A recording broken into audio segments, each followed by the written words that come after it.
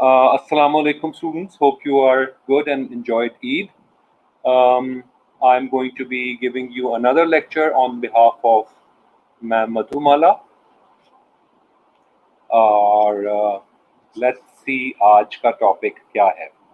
आज का कोई एक टॉपिक नहीं है, ये तीन टॉपिक्स हैं: nationalism, sovereignty and national interests.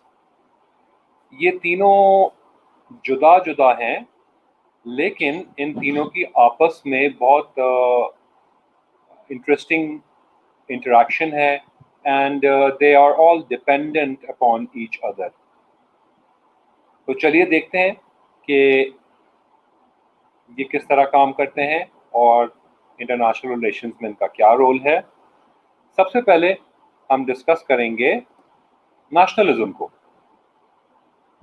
Nationalism को उर्दू में कौमियत भी कहा जा सकता है, लेकिन अमूमन जब हम बात करते हैं कौमियत की तो हम इसको कंफ्यूज कर देते हैं कि क्या सिंधी होना, बलोची होना, पठान होना या अफगान होना या महाजिर होना एक कौमियत की निशानी है, या पाकिस्तानी होना कौमियत की निशानी है. तो आज हम इन्हीं चीज़ों को सही से देखेंगे. अच्छा जी, एक बात शुरू करने से पहले आई होप आपके प्रीवियस लेक्चर्स से आपको एक छोटा सा पॉइंट याद है. उस पॉइंट को याद रखिए ताकि ये डिबेट आपके जहन में अच्छी तरीके से रजिस्टर हो सके. What I am trying to tell you this is that modern nation state का तसव्वुर जब आया तो उसके पीछे भी दरअसल यही मामला था कि दुनिया में छोटे छोटे मैनेजमेंट ग्रुप्स और मैनेजमेंट सिस्टम्स बनाए जाएं जिनको हम स्टेट्स या रियासतें कहेंगे. लेकिन उनकी बुनियाद क्या होगी? उनकी बुनियाद ये होगी कि एक कौम के लोग इकट्ठे हो जाएं और वो अपने लिए एक मुल्क बना लें. इसीलिए हम नेशन स्टेट का तसव्वुर लाते हैं और इसी रैशनल के तहत नेशनैलिटीज और nationalism एक important topic है. Therefore we can understand that nationalism अगर ना होती तो modern nation state भी ना होता.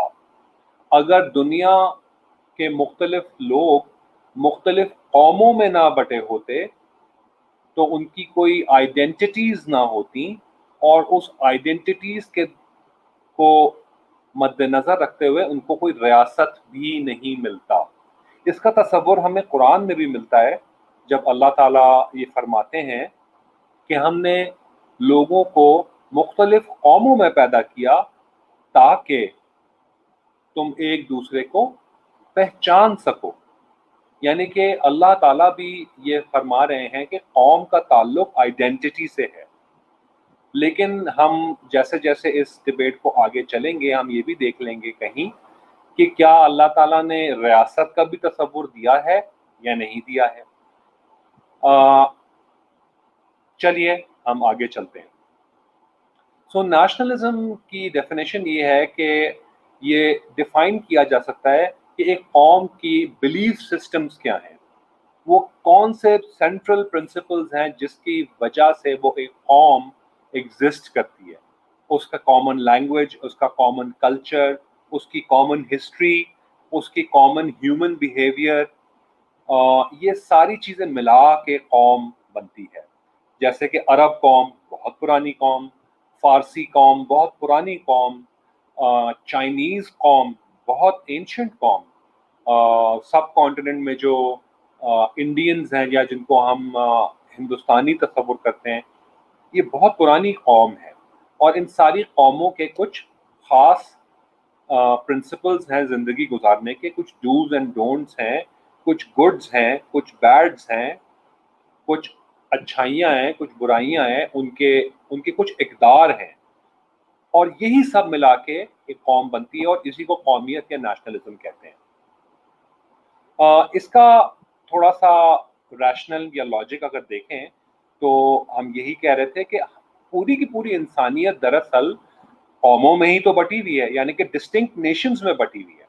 اور لہٰذا ان کو ان ڈسٹنکٹ نیشنز کے کیریکٹر اور پرنسپلس کی بنیاد پہ ایک پولیٹیکل کمیونٹی تصور کیا جاتا ہے، ایک پولیٹیکل گروپ تصور کیا جاتا ہے، اور لہٰذا ان کو پولیٹیکلی آرگنائز کرنے کی اجازت دی جاتی ہے، جس کا نام ہم ریاست کہتے ہیں. سو دی political community that a nation is it is entitled to build for itself a political organization, and this is what the state is. A political community wants to politically organize itself, and therefore it builds a nation state. تو political nationalism جو ہے بنیادی طور پہ nationalism سے جڑی ہوئی چیز ہے، اور اس کو پولیٹیکل سینس میں اسی لیے میں سمجھا رہا ہوں تاکہ آپ کو یہ بات سمجھ آئے that political nationalism is a belief that all nations، جتنی بھی نیشنز ہیں، ان کو خود مختار ریاست بنانے کا حق ہے. اور یہ ایک امپورٹنٹ آئیڈیالوجی ہے، جیسے کہ میں نے ڈسکس کی. اسی آئیڈیالوجی کی بیسس پہ ہی تو ماڈرن نیشن اسٹیٹ کا کنسٹرکٹ ہوا ہے. Therefore, we can connect the ideology of nationalism to the modern nation state system. Now, political nationalism میں جو ہے وہ بہت ساری چیزیں انکلوڈ ہوتی ہیں. جس طرح ایک قوم کی بہت ساری پرنسپلز ہوتے ہیں اور ان کی سینٹرل آئیڈیاز ہوتے ہیں، ان کی بلیفس ہوتے ہیں، بالکل اسی طرح ایک قوم کے کچھ نیشنل آئیڈیلز بھی ہوتے ہیں. کیا کرنا صحیح ہے، کیا کرنا غلط ہے، ان کی سیاسی سوچ بھی ہوتی ہے. کس کے ساتھ دوستی، کس کے ساتھ دشمنی، کن بیسس پہ دوستی، کن بیسس پہ دشمنی. اگر آپ تصور کریں تو یہ بہت اینشنٹ فینومینا ہے. ہزاروں سال پہلے بھی کچھ قومیں آپس میں لڑتی تھیں اور کچھ قومیں آپس میں دوست ہوتی تھیں. تو یہ ساری سیاست نیشنلزم کے ساتھ جڑی ہوئی ہے، اور اسی لیے ہم دیکھتے ہیں کہ بہت سی قوموں کی آپس میں جنگیں بھی ہوئی ہیں. آج بھی اگر ہم ایک نیشن سٹیٹ دیکھیں اور اس کے اندر رہنے والی کچھ قوموں کو دیکھیں تو ان کے بھی ڈفرینسز ہو سکتے ہیں، اور انہی کو مینج کرنا اسٹیٹ اور گورنمنٹ کی رسپانسبلٹی بھی ہوتی ہے. جیسے کہ ہم اکثر دیکھتے ہیں کہ ہماری پالیٹکس میں کوئی سندھ کارڈ استعمال کرتا ہے، کوئی مرسوں سندھ نہ دیسوں، یا جاگ پنجابی جاگ. اسی طرح مہاجروں نے بھی بہت سارے ایسے اسٹیٹمنٹس استعمال کیے جو کہ ان کی نیشنل آئیڈینٹی سے جڑی ہوئی تھیں. یہ اس لیے کیا جاتا ہے تاکہ کوئی بھی قوم اپنی نیشنل آئیڈینٹی اپنی ایگزسٹنس سے جوڑتی ہے، اور اگر وہ نہیں جوڑے گی تو وہ ختم ہو جائے گی، اس کی موت ہو جائے گی، اور وہ یہ چاہتے نہیں. تو لہٰذا پولیٹیکل نیشنلزم اس لیے امپورٹنٹ ہے کیونکہ وہ ایک نیشن کے پولیٹیکل گولز کو فلفل کرنے کے لیے ایک ٹول ہوتا ہے، اور وہ بہت سے مختلف قسم کے ہو سکتی ہیں چیزیں. سو دیر فور نیشنلزم جو ہے وہ ایک نیشن کو وائبرنٹ رکھنے کا طریقہ ہے، ایک نیشن کو الائیو رکھنے کا طریقہ ہے، اس کو ڈیفینڈ کرنے کا طریقہ ہے. اس کے نیشنل لینگویج، اس کی ریلیجن، اس کے طور طریقے، اس کے اقدار، اس کی روایات اور اس کی سیاسی سوچ کو پروٹیکٹ اور ڈیفینڈ کرنے کا ایک میڈیم ہے. پولیٹیکل نیشنلزم جو ہے نیشنلزم کی طرح ایک کمپلیکس اور مشکل چیز ہے سمجھنا، اور وہ بنیادی طور پہ 4 مختلف قسم کی ہوتی ہیں، ٹائپس کی ہوتی ہیں، جس میں liberal nationalism, conservative nationalism, expansionist nationalism اور اینٹی کلونیل نیشنلزم ہوتی ہیں. ان کو ہم دیکھ لیتے ہیں کہ یہ کیا ہے. سب سے پہلے liberal nationalism. Liberal nationalism liberalism سے نکلی ہے، اور لبرلزم فریڈمز کی بات کرتی ہے، رائٹس کی بات کرتی ہے ایز اے پولیٹیکل آئیڈیالوجی. ایک چیز میں آپ کو بتاتا چلوں کہ یہاں آپ کو یہ محسوس ہوگا اور پولیٹیکل آئیڈیالوجیز کتنی امپورٹنٹ ہے and why they are important.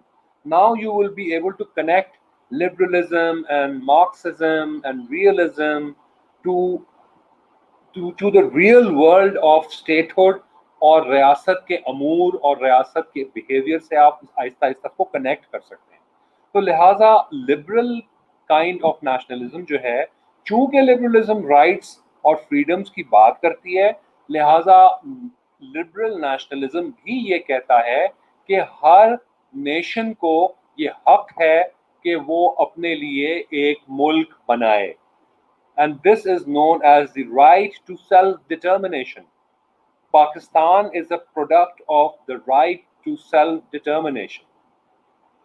Quaid Azam صاحب رحمۃ اللہ علیہ نے اسی لبرل نیشنلزم کو مد نظر رکھتے ہوئے یہ کام کیا تھا، اور یہ ڈیمانڈ کیا تھا کہ چونکہ دنیا میں لبرل نیشنلزم کی چھاپ ڈل گئی تھی، لہٰذا قائد اعظم صاحب نے بہت چالاکی سے، بہت انٹیلیجنٹلی گوروں کو، انگلستانیوں کو یہ کہا کہ بھائی آپ ہی یہ مانتے ہیں کہ لبرل نیشنلزم اتنی کے ٹینٹس امپورٹنٹ ہے، تو انہی ٹینٹس کے یا انہی قاعدے اور قوانین کے مطابق ہمیں بھی ایک ملک چاہیے، اور یہ ہمارا حق ہے، یہ ہمیں ملنا پڑے گا.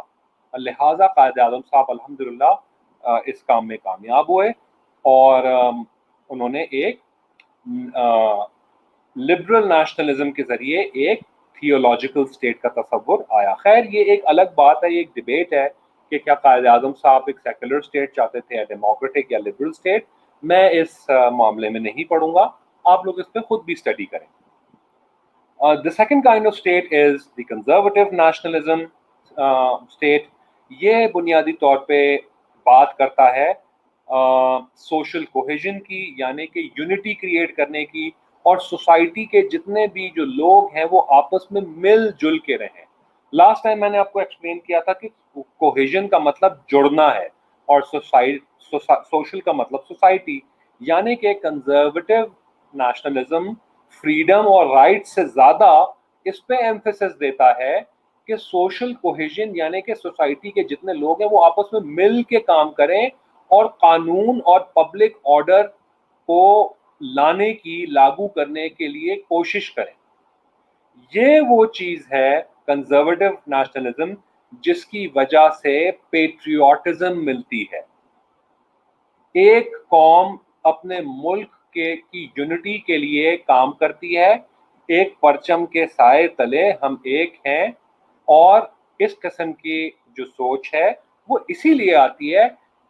National patriotism is a product of conservative nationalism.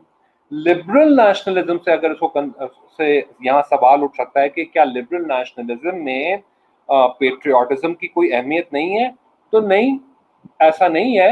Liberal nationalism میں بھی پیٹریوٹزم کی ایک جگہ ہے، لیکن وہ پیٹریوٹزم سے زیادہ حقوق کی اور فریڈم کی بات کرتا ہے، اور کنزرویٹزم پیٹریوٹزم کی زیادہ بات کرتا ہے. ایکسپینشنسٹ nationalism which is the third kind، یہ ایک بہت ملٹرسٹک اور اگریسو کائنڈ آف نیشنلزم ہے. اس کا بنیادی مقصد یہ ہوتا ہے کہ کوئی ایک قوم کسی دوسری قوم کے اوپر حاوی آ جائے، قابض آ جائے زور بازو کی وجہ سے، اور اس کو نیست و نابود بھی کر دے. اس کی بہت ساری ایگزامپلز ہمیں ملتی ہیں. امریکنز نے ریڈ انڈینز جو کہ امریکہ کے اوریجنل واسی ہیں، ان کو قتل و غارت کیا. آسٹریلیا میں جب گورے پہنچے تو وہاں بھی ایک خاص قوم تھی جن کو ایبوریجنیز کہتی تھی، ان کو قتل و غارت کی. اسی طرح ہم دیکھتے ہیں کہ بہت سارے فسادات آج بھی، ایتھنک کانفلکٹس اور نیشنلسٹ کانفلکٹس آج بھی ہیں، جس کی وجہ سے بہت ساری جنگیں ہوتی ہیں. تو یہ بڑی خطرناک قسم کی سوچ ہے. اگر آپ ہٹلر کو سوچیں اور ہٹلر کو تصور کریں تو وہ ایکسپینشنسٹ نیشنلزم کے اوپر کام کر رہا تھا. تاج برطانیہ بھی کچھ حد تک ایکسپینشنسٹ نیشنلزم کے اوپر کام کر رہی تھی. یہ بہت ہی سیلفش اور ایگریسو اور حیوانی قسم کی ایک سوچ ہے، جس میں باقی قسم کی ریسز کا کوئی تصور نہیں ہے اور اپنے آپ کو بڑا سمجھنے کا تصور آتا ہے. البرٹ ہال جو کہ کلونیل ٹائمز میں جب تاج برطانیہ عروج پہ تھی اس وقت البرٹ ہال ان کا پرائم منسٹر تھا، اور اس نے یہ بات کہی تھی that there are only two kinds of nations in this world, the living and the dead, and the living must live and the dead should die. اس کا مطلب یہ ہے، یہ بڑی خطرناک سوچ کی عکاسی ہے کہ دنیا میں صرف دو ہی قسم کی قومیں ہیں، ایک وہ جن کو زندہ رہنے کا حق ہے اور وہ جن کو زندہ رہنے کا حق ہی نہیں ہے. لہٰذا جو زندہ رہنے کے قابل ہیں، جو گورے اپنے آپ کو خود سمجھتے تھے، وہ دوسروں کو یا تو اپنے جیسا بنائیں گے یا تو ان کو قتل کر دیں گے، نیست و نابود کر دیں گے. اور ہم دیکھتے ہیں کہ گوروں نے یہ کام بہت زیادہ کیا ہے، چاہے وہ امریکنز ہوں امریکہ میں، چاہے وہ اسپینیارڈز ہوں، کرسٹوفر کولمبس نے بھی یہی کیا تھا، چاہے وہ آسٹریلینز ہوں، چاہے وہ برٹش ہوں، ہر جگہ جا کے انہوں نے افریقہ میں جا کے، فاریس میں جا کے، سب کانٹیننٹ میں جا کے یہی کام کیا. ایکسپینشنسٹ نیشنلزم کا جو ضد ہے یا اپوزٹ ہے، یہ نیشنلزم کی چوتھی قسم ہے. اس کو کہتے ہیں اینٹی کلونیلزم نیشنلزم. جو قوم ایکسپینشنسٹ نیشنلزم کی زد میں آ جاتی ہے وہ آخر کار اپنے آپ کو آزاد کرانے کے لیے جنگیں لڑتی ہے اور تحریک چلاتی ہے. کلونیل یوک یا کلونیل پاور سے جان چھڑانے کے لیے مختلف قوموں نے جنگیں لڑیں. انڈونیشیا نے لڑی، سنگاپور نے لڑی، ملیشیا نے لڑی گوروں کے خلاف، فرینچ کے خلاف، لیبیا نے اٹالینز کے خلاف لڑی، مراکش نے لڑی، ہم نے خود لڑی گوروں کے خلاف، انڈیا پاکستان نے. بہت ساری یہ جو جگہیں جن کا میں نے نام لیا، یہ انگریز پاورز نے کالونائز کر لی تھیں، ان کو ایکسپینشنسٹ نیشنلزم کے تحت اپنے اندر جذب کر لیا تھا، ان کے اوپر ظلم، ذاتی اور ایکسپلائٹیشن کرتے تھے. لیکن آخر کار اینٹی کلونیلزم نیشنلزم نے ان کو مار بھگایا باہر. مزے کی بات یہ ہے کہ جو امریکنز جب امریکنز امریکہ میں آئے تو ان کو بھی برٹش نے کالونائز کر لیا تھا، یعنی کہ یو کے گورے نے امریکن گورے کو کالونائز کر لیا تھا، اور امریکن گورے نے یو کے گورے نے کے ساتھ ایک سول اینٹی کلونیل وار لڑ کے ان کو مار بھگایا. اسی طرح سلطان ٹیپو نے بھی کوشش کی، سراج الدولہ نے بھی کوشش کی. 1857 میں ہم یہاں بھی غدر یا جنگ آزادی ہوئی جو کہ ہم ہار گئے، لیکن امریکہ جیت گیا اور اس نے انگریز کو نکال باہر کرایا. مزے کی بات یہ ہے کہ پھر اسی امریکن گورے نے وہاں کے جو اوریجنل واسی تھے امریکہ کے ریڈ انڈینز، ان کو بھی قتل و غارت کر کے ختم کر دیا. So these are basically some facts جو کہ ہمیں سمجھنا ضروری ہے.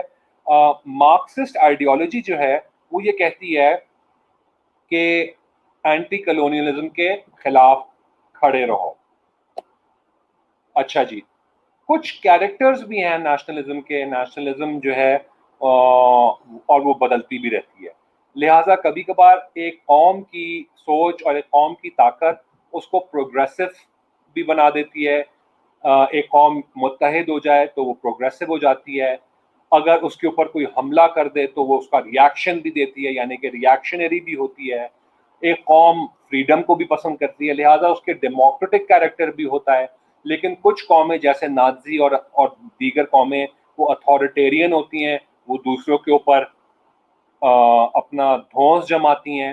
لہٰذا نیشنلزم کی بہت ساری کیریکٹرز ہوتی ہیں، لیکن بہرحال نیشنلزم کی یہ ساری کیریکٹرز جو ہیں وہ ایک چیز کو ضرور کہتی ہے کہ اپنی قوم سے سب سے زیادہ ہائیسٹ قسم کی لائلٹی ہونی چاہیے. یعنی کہ اگر ہم اس کو پاکستانی کانٹیکس میں دیکھیں تو اس کا مطلب یہ ہے کہ سندھی جو ہے وہ اس کو سندھ سے سب سے زیادہ لائلٹی ہونی چاہیے.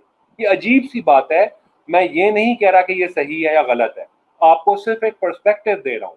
اسی طرح پٹھان اس سٹینڈرڈ کے مطابق یہ سوچے گا کہ سب سے پہلے میں پٹھان ہوں، بعد میں پاکستانی ہوں، اور بعد میں مسلمان ہوں. تو یہ ایک نیشنلزم جو کہ آپ کو انٹرنیشنل ریلیشنز کے یا ویسٹرن اسکول آف تھاٹ جو ملتا ہے نیشنلزم کا وہ بتاتا ہے. ہمارا اسکول آف تھاٹ یا ایسٹرن پرسپیکٹو مختلف ہو سکتا ہے. اس کو میں آگے تھوڑا سا ڈسکس کر لوں گا، لیکن یہ بات بتانے کا مقصد یہ ہے کہ نیشنلزم جو آج ہم پڑھ رہے ہیں وہ زیادہ تر ویسٹرن اسکول آف تھاٹ ہے، وہ ویسٹرن پرسپیکٹوز ہیں. تو ضروری نہیں ہے کہ وہ صحیح آپ کو لگے یا غلط لگے، یہ ایک پرسپیکٹو ہے. ٹھیک ہے جی. اچھا جی، جو لوگ نیشنلزم کو اپوز کرتے ہیں وہ یہ کہتے ہیں کہ بھئی نیشنلزم جو ہے وہ بالآخر خطرناک ہو جاتی ہے، کیونکہ نیشنلزم کی وجہ سے بڑی جنگیں ہوتی ہیں. آج جو جنگیں ہو رہی ہیں وہ بہت سی مختلف قسم کی جنگیں ہو رہی ہیں. ایران اور سعودی عربیہ لڑ رہا ہے، پاکستان اور ایران لڑ رہا ہے، فرانس اور جرمن نے 300 سال کی جنگیں لڑیں. تو یہ ساری کی ساری جنگیں نیشنلزم کی فیلنگ کی وجہ سے ہوئی تھیں. لہٰذا کچھ لوگ یہ بھی کہتے ہیں کہ نیشنلزم کا اینڈ رزلٹ ہمیشہ ایگریشن اور انٹالرنس ہوتا ہے، اور یہ شک اور شکوک اور تنازع پیدا کرتا ہے.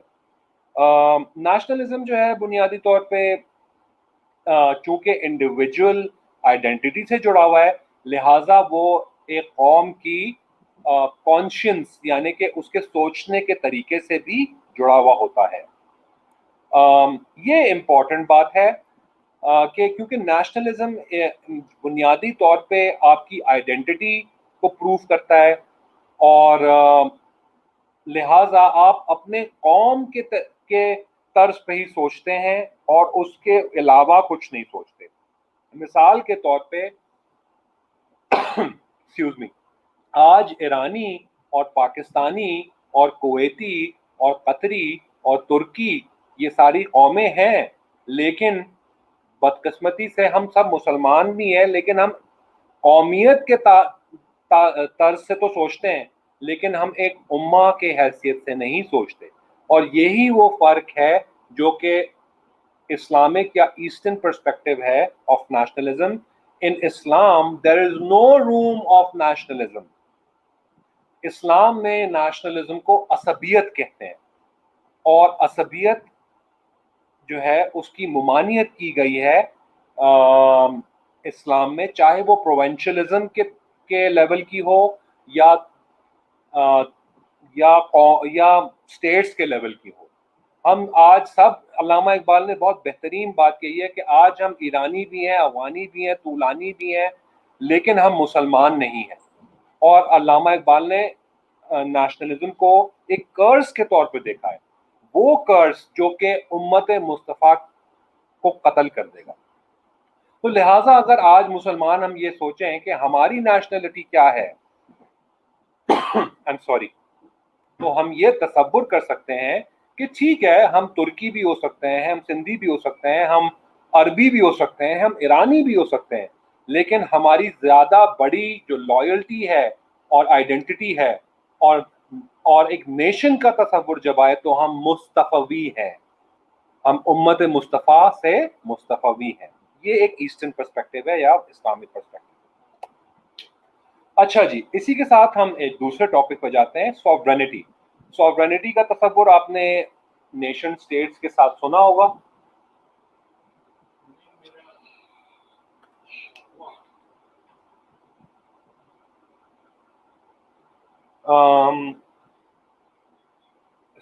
تو ہم بنیادی طور پہ یہ تصور کرتے ہیں کہ سوورینٹی جو ہے وہ ریاست سے جڑی ہوئی ایک فنومنا ہے، ایک جڑا ہوا فنومنا ہے. تو ہم آج دیکھیں گے کہ بھئی اگر ریاست کا تصور ہے اور تو لہٰذا قوم کا بھی تصور ہے، اور لہٰذا سوورینٹی کا بھی تصور ہے. سوورینٹی کے بنا کوئی ریاست نہیں ہے. یہ کیا ہے ہم دیکھتے ہیں.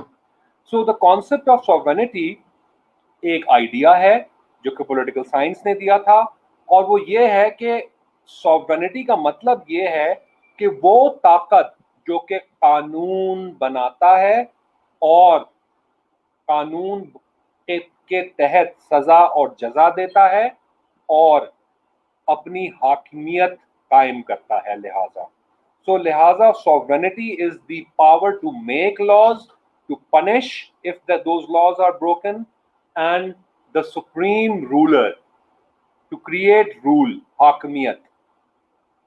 اب یہاں سے ایک اور تصور آتا ہے جو کہ ہم نے ڈسکس کیا ہے. ویسٹرن پرسپیکٹو آف سوورینٹی یہ ہے کہ بھائی حاکمیت لوگوں کی ہونی چاہیے, یعنی کہ ڈیموکریسی کی.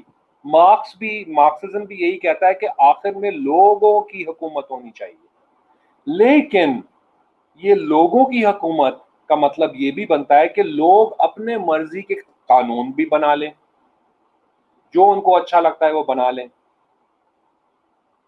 لیکن پرابلم یہ آ جاتی ہے کہ کیا واقعی لوگوں کی حاکمیت کا تصور اسلام میں ہے؟ جی نہیں. حاکمیت کا تصور تو صرف اللہ رب العزت کی ذات پہ ہے.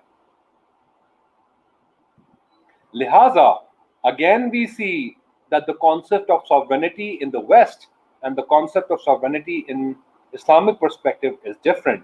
لیکن اس کو مکس بھی کیا جا سکتا ہے جیسے کہ ہم آگے دیکھیں گے. تو لہٰذا ہم یہ دیکھتے ہیں کہ اگر ایک ریاست جو کہ سپریم ہے وہ قانون بناتا ہے اور قانون چلاتا ہے اور قانون لاگو کرتا ہے اور اس کی طاقت چلتی ہے, تو ان ویسٹرن پرسپیکٹو اس کا مطلب ہے the state is the most powerful sovereign. لیکن اگر آپ اسلامک پرسپیکٹو یا تھیولوجیکل اسٹیٹ کی بات کریں, جیسے کہ اسرائیل ہے, ایران ہے, پاکستان ہے, برونائی ہے, کچھ حد تک سعودی عربیہ بھی ہے کچھ حد تک, تو اس کا تصور یہ ہوتا ہے کہ جو اللہ نے قانون بنا دیے ہیں یا آپ کی آسمانی کتاب میں جو قانون لکھے ہوئے ہیں, قانون تو وہی رہیں گے. اور اگر آپ انسان کی حیثیت سے کوئی قانون بناتے ہیں تو وہ اللہ کے قانونوں کے ساتھ میچ کرنے چاہیے, ان سے ڈس ایگری نہیں کرنے چاہیے. اگر اللہ نے کہا ہے کہ کوئی چیز حرام ہے تو آپ اس کو حلال قطعاً نہیں کر سکتے. لیکن اگر آپ ویسٹرن سٹائل ڈیموکریسی ہے جو کہ سیکولر ڈیموکریسی ہے, اس میں ریلیجن اور سیاست کو چونکہ جدا کر دیا ہے, لہٰذا اللہ نے جو بھی کہا ہے یا گاڈ نے جو بھی کیا کہا ہے یا ایشور نے جو بھی کہا ہے وہ الگ چیز ہے, اور انسان اپنے سوورن خود بن گیا ہے. لہٰذا اب ہم دیکھتے ہیں کہ کچھ ڈیفینیشنز دیکھتے ہیں. سوورنٹی جو ہے یا سوورن جو ہے ہمیشہ انڈیپینڈنٹ ہوتی ہے, خود مختار ہوتی ہے. انٹرنل اور ایکسٹرنل انڈیپینڈنس بھی اس کے زمرے میں آتا ہے, اس کو ہم نیکسٹ سلائیڈ میں ڈسکس کریں گے. اگر ہم کچھ ڈیفینیشنز ڈسکس کریں تو جو supreme power of the state over citizens and subjects and unrestrained by law, اس کا مطلب یہی ہے جو ہم ڈسکس کر رہے تھے, قانون جو کہ سب پہ لاگو ہوگا سٹیزنز کے اوپر, اور یہ قانون سپریم طاقت یعنی کہ اسٹیٹ ہی ایکسرسائز کرے گا. سوورنٹی کے کچھ اصول ہیں, کچھ کیریکٹرسٹکس ہیں. نمبر 1 کہ یہ ہمیشہ پرماننٹ رہے گی. پرماننٹ رہنے کا مطلب یہ ہے کہ as long as the state exists, it will enjoy its sovereignty. جب تک ایک ریاست زندہ ہے تب تک اس کی sovereignty بھی اس کے ساتھ چلے گی. اس کا مطلب یہ ہے کہ اگر کوئی پرائم منسٹر, پریزیڈنٹ, کنگ مر جاتا ہے, یا کوئی ایک حکومت ہار جاتی ہے اور دوسری حکومت آ جاتی ہے, یا ایک حکومت کو الٹا دیا جاتا ہے ایک ملٹری ڈکٹیٹر جیسے کبھی کبھار کر دیتا ہے, اس سے اس ریاست کی سوورنٹی کے اوپر کوئی پرابلم نہیں ہوگی, وہ اپنی جگہ انٹیکٹ ہی رہے گی. اس کے علاوہ یہ ہے کہ جو ریاست ہے یعنی کہ اسٹیٹ, اس کو سوورنٹی سے جدا نہیں کیا جا سکتا. دوسرا اس کا کریکٹرسٹک ہے جو کہ جس کو ہم سمجھتے ہیں یونیورسلٹی. اس کا بیسک مطلب یہی ہے کہ پوری دنیا سوورنٹی کے کانسیپٹ کو مانتی ہے, جانتی ہے اور اس کو ایکسیپٹ کرتی ہے, اور اسی کے بیسس میں ہر ملک ایک خود مختار ملک ہے. سوورن اسٹیٹ کا مطلب یہ ہوتا ہے خود مختار, جو کہ اپنے معاملات خود بنائے, چلائے اور ان کو پروٹیکٹ بھی کرے. تو لہٰذا being sovereign means being the universal master of and having the authority to exercise that power over the citizens of that state. Exclusivity یا exclusiveness اس کا مطلب یہ ہے کہ ایک ریاست میں دو مختلف سوورنز نہیں ہو سکتے. ایسا ہوا ہے اور اس کا رزلٹ صرف کیوس ہی ہوا ہے. اگر ہم دیکھیں کہ ٹرکی میں کچھ سال پہلے جو پرائم منسٹر تھا وہ سوورن تھا اور اس کو فوج نے ہٹانے کی کوشش کی, تو پھر کیا ہوا, ایک ہفتے 10 دن تک وہاں ایک ٹرموائل ہوا, لیکن اس کا پرائم منسٹر جیت گیا اور عوام نے ریجیکٹ کر دیا ٹرکی کی فوج کو. مطلب اس کا ہم یہ بھی سمجھتے ہیں کہ عوام بھی ایک خاص قسم کی سوورن پاور رکھتی ہے, پرائم منسٹر یا رولر بھی ایک خاص قسم کی سوورن رکھتا ہے, اور تیسری بات یہ ہے کہ فوج یا مختلف ادارے بھی ایک خاص قسم کی سوورن رکھتے ہیں. سوورن ڈیوائڈ نہیں ہو سکتا لیکن سوورن ڈسٹریبیوٹ ہو سکتا ہے. ڈسٹریبیوٹ کا مطلب یہ ہے کہ کچھ طاقتیں ڈسٹریبیوٹ ہوتی ہیں. مثال کے طور پہ ججز کے پاس بھی طاقت ہے, کچھ طاقت فوج کے پاس ہے, کچھ طاقت پارلیمان کے پاس ہے, اور کچھ طاقت عوام کے پاس ہے, اور کچھ طاقت پریزیڈنٹ کے پاس بھی ہوتی ہے, کچھ طاقت ملٹی نیشنل کوآپریشنز کے پاس ہوتی ہے, پریشر گروپس کے پاس ہوتی ہے. لہٰذا سوورن کی طاقت ڈسٹریبیوٹ ہو سکتی ہے لیکن ڈیوائڈ نہیں ہو سکتی, اور جب بھی ڈیوائڈ ہوگی تو وہاں ہلہ ہوگا, ٹینشن ہوگی, ٹرموائل ہوگا. ان ایلینیبلٹی کا مطلب یہ ہے کہ اس کو کسی بھی طریقے سے ہٹایا نہیں جا سکتا. سوورنٹی کے کانسیپٹ کو ہٹایا نہیں جا سکتا. ایک دفعہ ایک ملک یا ریاست بن گیا اور اس کا سوورنٹی کا کانسیپٹ سیٹ ہو گیا, چاہے وہ تھیولوجیکل ہو, ریلیجس ہو, ڈیموکریٹک ہو, ریپبلکن ہو, اس کو ہٹایا نہیں جا سکتا. یہ بہت امپورٹنٹ بات ہے, یہ روح ہے. Sovereignty is the ruh, is the soul of the state. If there is no sovereignty, there can be no state. اگر ایک قوم کو ایک ریاست چاہیے اور وہ یونائٹڈ نیشنز میں جا کے یہ اپلیکیشن دیتی ہے, جو کہ یہی پروسیس ہے, ٹرسٹی شپ کاؤنسل کو آپ نے ایک اپلیکیشن دینی ہوتی ہے بحیثیت ایک قوم کے کہ بھائی ہمیں ایک ریاست چاہیے. یہ نہیں ہو سکتا اگر آپ یہ نہیں بتائیں گے, یہ ڈکلیئر نہیں کریں گے کہ سوورن کون ہوگا اس فیوچر ملک کا. لہٰذا ایک ریاست کی روح ہوتی ہے سوورنٹی, اور اس چیز کو ہٹایا نہیں جا سکتا. دس is what is known as انalienability.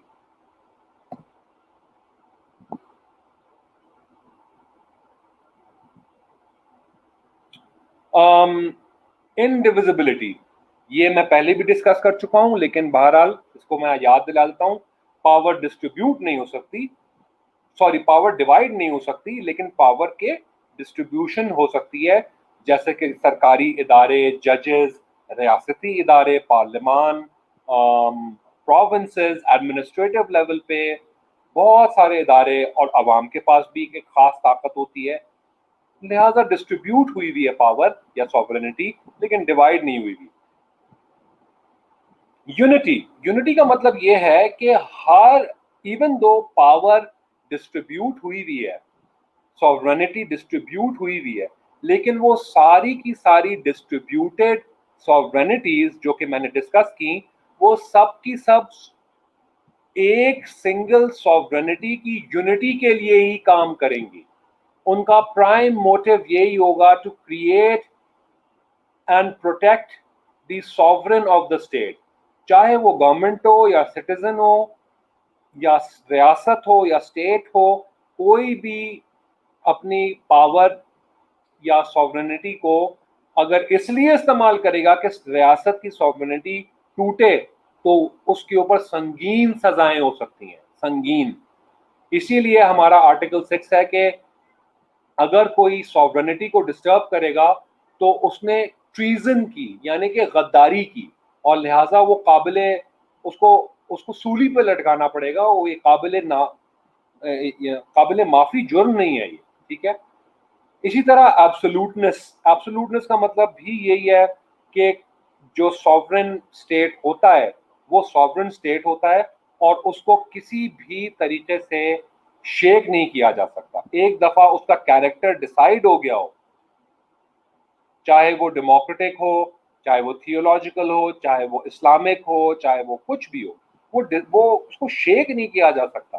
اس کی ایک مثال یہ ہے کہ پاکستان جو ہے وہ ایک اسلامک ریپبلک ہے، لہٰذا اگر کل 100% عوام بھی یہ کہہ دے ووٹ کر کے کہ پاکستان اب ایک اسلامک ریپبلک نہیں ہے، تو یہ نہیں ہو سکتا.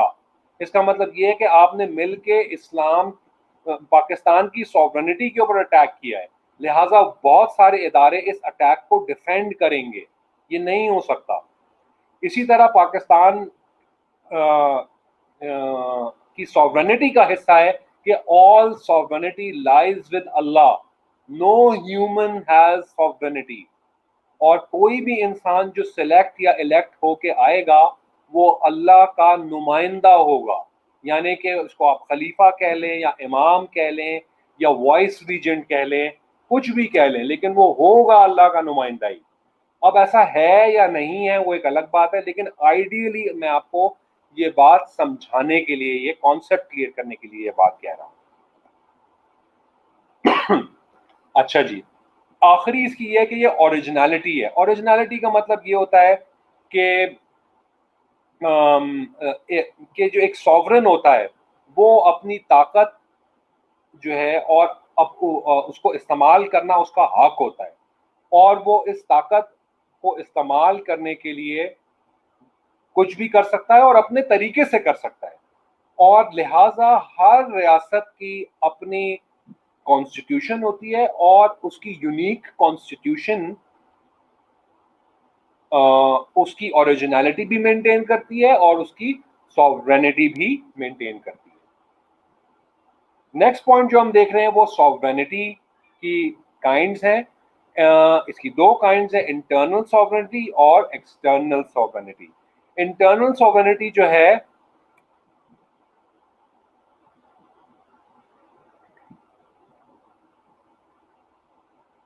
ایک منٹ میں پاز لے رہا ہوں، ایک منٹ کے لیے میں پانی پی رہا ہوں.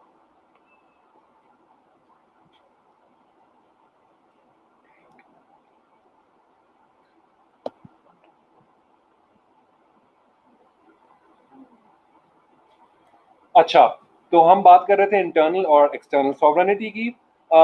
سوورینٹی جو ہے وہ بنیادی طور پہ انٹرنل کا ذکر جب ہم کریں تو جو طاقت جو قانون ایک ریاست یا ریاستی نمائندے یا مختلف سوورن ایلیمنٹس ایک ملک کے اندر ایکسرسائز کرتے ہیں وہ انٹرنل سوورینٹی ہے، جیسے کہ لا اینڈ آرڈر رکھنا، جسٹس رکھنا، مارکیٹ کو چلانا، انڈسٹریز کو چلانا، ٹیکسیشن کا نظام، پولیس کا نظام، یہ سارے انٹرنل سوورینٹی میں آتے ہیں. کوئی بھی ایسی چیز جو کہ آپ کے ملک کے اندرونی سوورینٹی کو پروٹیکٹ کرنے کے لیے ہو اس کو انٹرنل کہتے ہیں. اسی طرح ایکسٹرنل سوورینٹی بھی ہے اور وہ یہ دیکھتی ہے کہ آپ کے دیگر ملکوں کے ساتھ فارن ریلیشنز کیسے ہیں یا آپ اپنی پروٹیکشن کس حد تک کر سکتے ہیں اور کیسے کر سکتے ہیں. دوسری ہے ٹیٹولر سوورینٹی. آئی ایم سوری میں نے اس کی اسپیلنگ غلط لکھی ہے، TITULAR ہوگی. ٹیٹولر کا مطلب یہ ہے کہ کچھ کہ مثال کے طور پہ ایک کنگ ہے یا پریزیڈنٹ ہے. چونکہ میں نے بتایا ہے کہ سوورینٹی ڈیوائڈ ہو سکتی ہے، لہٰذا پریزیڈنٹ اس ڈویژن کا حصہ ہو سکتا ہے، کنگ بھی ہو سکتا ہے، لیکن وہ صرف ٹائٹل کی حد تک ہے، ان کی طاقت کچھ نہیں ہے. پریزیڈنٹ آف پاکستان صرف فیتے کاٹ سکتا ہے، پریزیڈنٹ آف پاکستان صرف خطاب کر سکتا ہے، وہ کچھ ایکٹیولی کچھ نہیں کر سکتا. ہاں لیکن تو سوال یہاں یہ ہوتا ہے کہ پھر وہ اس کی طاقت کہاں ہے؟ پریزیڈنٹ آف پاکستان کے پاس یہ طاقت ہے کہ وہ جب چاہے اسمبلیاں توڑ سکتا ہے، جب وہ دیکھے گا کہ اسمبلی صحیح کام نہیں کر رہی وہ توڑ سکتا ہے. اسی طرح پریزیڈنٹ آف پاکستان کے پاس یہ طاقت بھی ہے کہ کوئی بھی سول سرونٹ، کوئی بیوروکریٹ صحیح سے کام نہیں کرتا وہ اس کو ڈائریکٹ فائر کر سکتا ہے. تو कुछ हद तक पावर शेयरिंग प्रेसिडेंट की भी है। इसी तरह एक्चुअल सॉवरेनिटी है, एक्चुअल सॉवरेनिटी में पार्लियामान आ जाती है, प्राइम मिनिस्टर आ जाता है जो कि एक्चुअली मुल्क को चला रहा होता है, सीएम चीफ मिनिस्टर्स आ जाते हैं, इसी तरह सेक्रेटेरिएट के लोग आ जाते हैं, ब्यूरोक्रेट्स 21 ग्रेड के 22 ग्रेड के अफसरान, चीफ ऑफ आर्मी स्टाफ, जो कि एक्चुअल सॉवरेनिटी को मेंटेन करने के लिए अपने रोल्स एडमिनिस्ट्रेटिवली प्ले कर रहे होते हैं। लीगल सॉवरेनिटी का मतलब ये होता है कि जो वो अथॉरिटी जो कि कानून बनाती है और कानून को इंटरप्रेट करती है, यहाँ दो लोग आते हैं, कानून कौन बनाता है? पार्लियामान, यानी कि legislative body. So the legislative body, कानून साजी करने वाले जो लोग, वो लीगल सॉवरेनिटी के अंडर आते हैं, और ऑफ कोर्स जजेस जो कि उस कानून की इंटरप्रिटेशन करते हैं या उसका मतलब बताते हैं मुख्तलिफ कॉन्टेक्स्ट में, वो भी लीगल सॉवरेनिटी के अंदर आते हैं। पॉलिटिकल सॉवरेनिटी ऑब्वियसली ये अवाम की जो ताकत है कि वोट करना, डेमोक्रेसी को चलाना, अगर एक प्राइम मिनिस्टर सही काम नहीं कर रहा तो उसको अगले वोटिंग में उठा के बाहर फेंक देना, और अगर वो सही कर रहा है तो अवाम की ताकत यानी कि वोटिंग के जरिए ही उसको वापस ले आना। लिहाजा पॉलिटिकल सॉवरेनिटी की सबसे बेसिक डेफिनेशन ये कि जो अवाम की ताकत है, और लिहाजा इसका ये भी मतलब है कि अवाम जो मिल के सियासी तंजीमें या पॉलिटिकल पार्टीज बनाती हैं वो भी इसी जुमरे में आती हैं। डे यूर सॉवरेनिटी बेसिकली एक मजे का कॉन्सेप्ट है, और डिफैक्टो भी। अक्सर इन दोनों को मैं मिला के आपको डिस्कस करता हूं ताकि आपको उसका मतलब समझ आ जाएगा। डे यूर सॉवरेनिटी वो होती है जो कि लीगल सॉवरेनिटी होती है और वो कानून के तहत आई होती है, जैसे कि पाकिस्तान के कानून के तहत इलेक्शंस होते हैं और कानून के तहत प्राइम मिनिस्टर आता है। भुट्टो साहब डे यूर सॉवरेन थे। लेकिन डिफैक्टो सॉवरेन ये होता है कि ताकत की बेस पे डे यूर सॉवरेनिटी को हटा दिया जाए और उसके बजाय एक डिफैक्टो सॉवरेन आ जाए, यानी कि एक ताकत के जोर पे कानून को परे रख दिया जाए और ताकत के जोर पे आ जाए, जैसे कि डिक्टेटरशिप करते रहे हैं। तो डिफैक्टो सॉवरेनिटी का मतलब कभी कभार ये भी होता है कि एक पपेट प्राइम मिनिस्टर होता है और असल ताकत किसी और के पास होती है। अक्सर लोग ये भी कहते हैं कि नवाज शरीफ जो है वो डे यूर सॉवरेन था, लेकिन डिफैक्टो जो था वो इसहाक डार था। असल में मामला इसहाक डार चला रहा था। इस तरह आप और भी एग्जाम्पल्स दे सकते हैं, जैसे कि रशिया का प्राइम मिनिस्टर जो बहुत पावरफुल होना चाहिए था, उसको at least legally, at least theoretically, at least ideally मेंदेदेव नाम था उसका, लेकिन वो सिर्फ एक नाम का पपेट था। असल ताकत प्रेसिडेंट के पास थी, वो डिफैक्टो सॉवरेन था और उसका नाम था व्लादिमीर पुतिन। इसी के साथ हम डिस्कस करते हैं कि नेशनल इंटरेस्ट क्या होता है। बहुत आसान कॉन्सेप्ट है लेकिन इसको हम देख लेते हैं। नेशनल इंटरेस्ट का मतलब है कौमी मफाद। अब जबकि आप कौम को भी समझ गए, कौमियत को भी समझ गए हैं, रियासत को भी समझ गए हैं और सॉवरेनिटी को भी समझ गए हैं, तो लिहाजा इन सारे चीज़ों के कुछ मफादात होते हैं और उसी को नेशनल इंटरेस्ट कहा जाता है। इंटरेस्ट की बुनियादी मतलब ही ये है कि कोई एक आदमी या कोई एक गिरोह या कोई एक कौम अपने मफादात को समझे और उसको हासिल करने की कोशिश करे।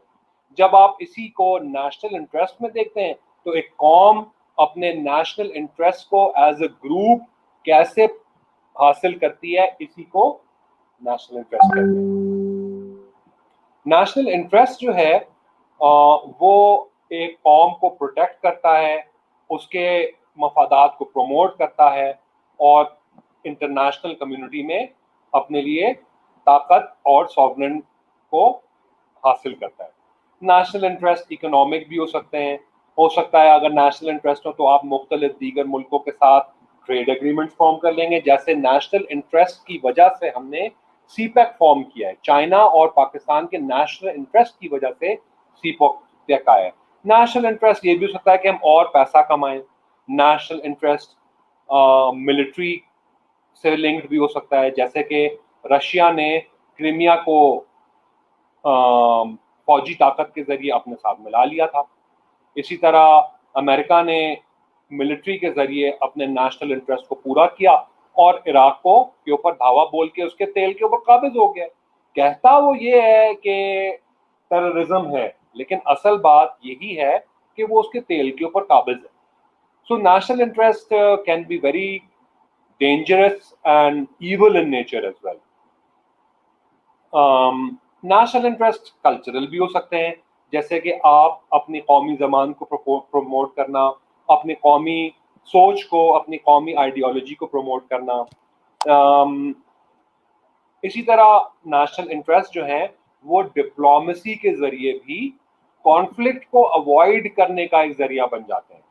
لیکن ساتھ ہی ساتھ نیشنل انٹرسٹ کبھی کبھار ریسورسز کے لیے جنگوں کا باعث بھی بن جاتے ہیں.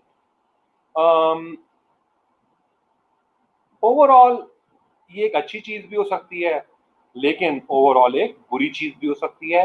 جیسے کہ ہم دیکھتے ہیں کہ جرمنی اور نازی نے 2 لاکھ یورپینز کو مروا دیا کیونکہ وہ اپنے نیشنل انٹرسٹ کو پروموٹ کرنا چاہتے تھے, اور اس پروموشن کے لیے اپنے نیشنل انٹرسٹ کے لیے انہوں نے قتل و غارت اور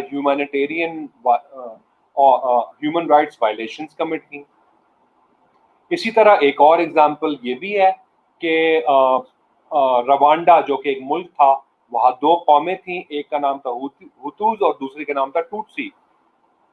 ان دونوں کے درمیان 1990s میں ایک سول وار ہوئی, چونکہ ان دونوں میں آپس میں قومی اور لسانی بنیادوں پر ایک بہت شدید سول وار ہو گئی اور 8 لاکھ لوگ مارے گئے.